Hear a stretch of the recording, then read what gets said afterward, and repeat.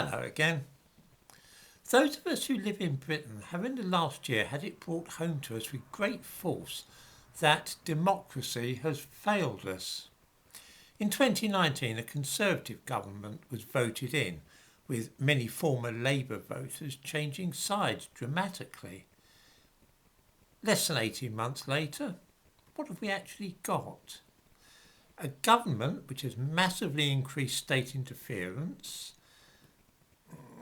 in every single aspect of our lives and seems determined to make state control a permanent feature of life. Like Labour governments, they're printing money like mad and throwing it around like drunken sailors on shore leave.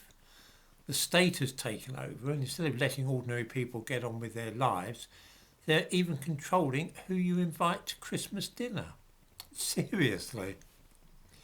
All this has been done by sidelining Parliament and ruling by decree, without all the need for passing laws and so on.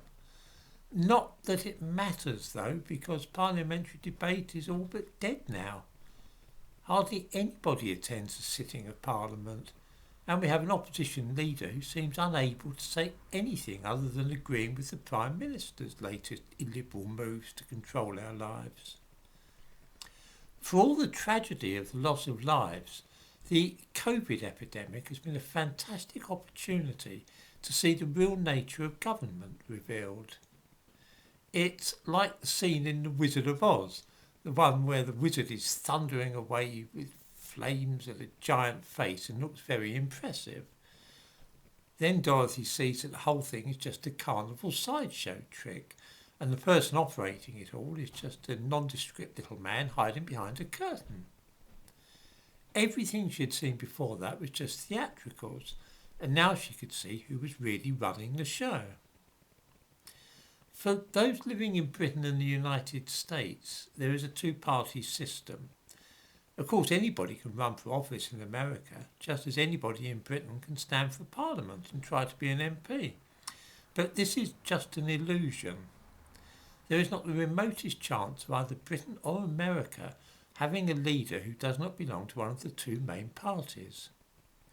This is due partly to the ordinary people who persistently refuse to vote for anybody other than people belonging to the big parties, but also because of the way the system is constructed.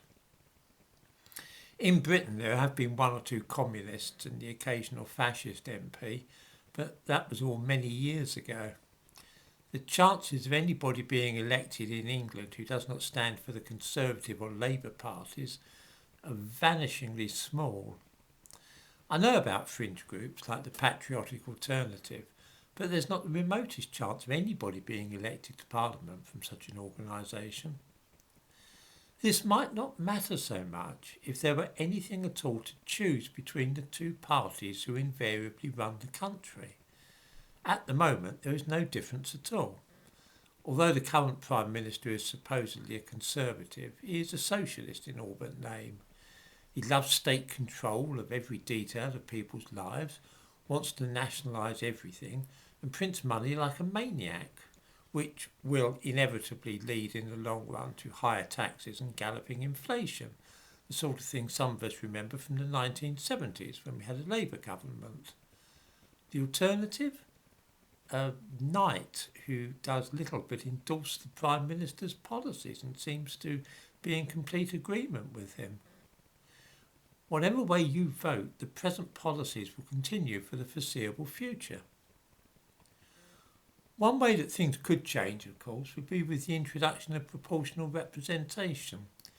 In 1974, 5% of people in the United Kingdom voted for a right-wing fringe party, the National Front. With proportional representation, that would have given them 30 or 40 seats in Parliament. With the system we have, of course, it meant not a single seat. And before anybody takes this to mean that I supported the National Front, I might mention that I was in fact bitterly opposed to them and all that they stood for.